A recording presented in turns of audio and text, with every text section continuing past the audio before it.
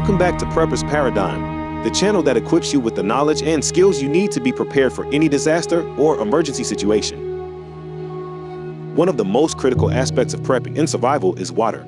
You can only survive for around 3 days without water. It's therefore vital that you have both a supply of bottled water as well as a means for purifying water that you can collect from other sources, such as harvesting rainwater. Today we're looking at buying and storing clean water so that it will be ready to use when you need it. We'll cover how much water you need, how long your supply will last, what's best to buy, and the best practices for storing it. How much water do you need? The first question you might be asking is, how much water do I need? The rule of thumb is 1 gallon of water per person per day.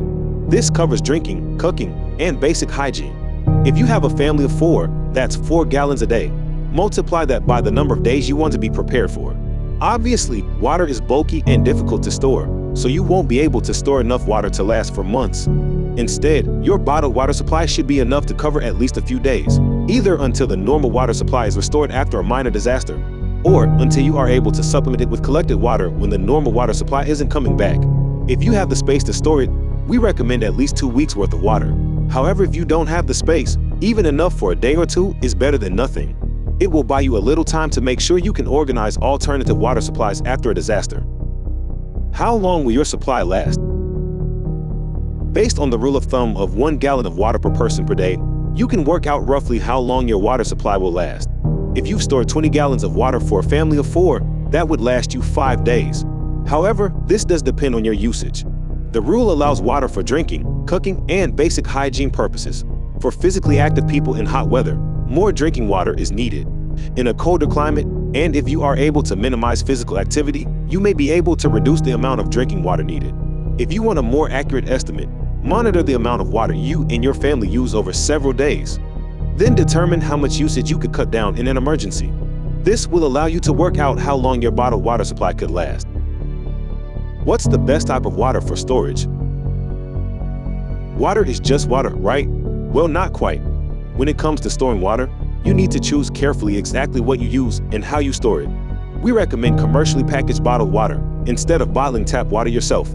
Bottled water is available in various sizes, from small bottles to large containers, so you can choose a container size that suits your storage.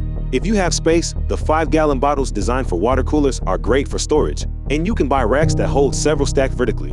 Buy a hand pump designed to attach to these bottles so that the water is easy to use when you need it. Commercially packaged water has a long shelf life, and the containers are designed to store water.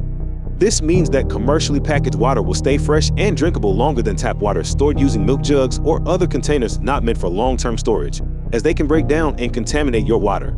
You may also find that these containers promote the growth of algae and bacteria in the water. How to store your water. Proper storage is key to keeping your water safe and drinkable for as long as possible. Here are some tips. Ideally, you should store water in the sealed bottles it was purchased in. Alternatively, if you want to package water for storage yourself, use food-grade containers. Invest in containers designed for long-term water storage, like BPA-free plastic or high-quality food-grade barrels. Store your water in a cool, dark place. Keep your water away from sunlight and extreme temperatures, as they can cause the water and the bottles it is stored in to degrade over time. If you have packaged the water yourself instead of buying sealed containers, add a few drops of bleach to the water. To prevent the growth of algae and bacteria, add 1/8 teaspoon of unscented bleach per gallon of water and mix thoroughly before sealing your containers. Do not add too much bleach, as it can both affect the taste and make the water unsafe to drink. Rotate your supply of water. Use the first in, first out method to ensure that you always have the freshest water in your stock.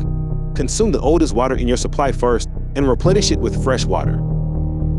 When disaster strikes, you will have a useful supply of clean water for drinking, cooking, and hygiene. Alternative water sources.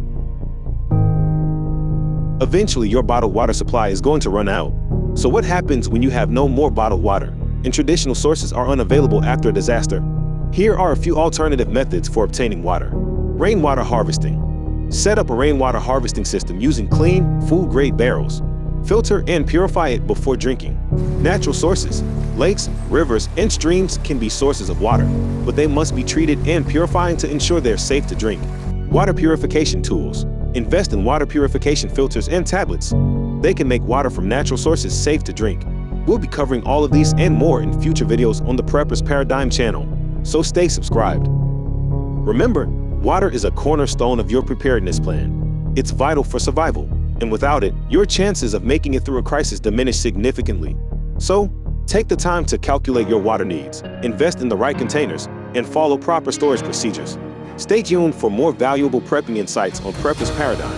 And as always, stay safe, stay prepared, and stay vigilant. Thanks for watching.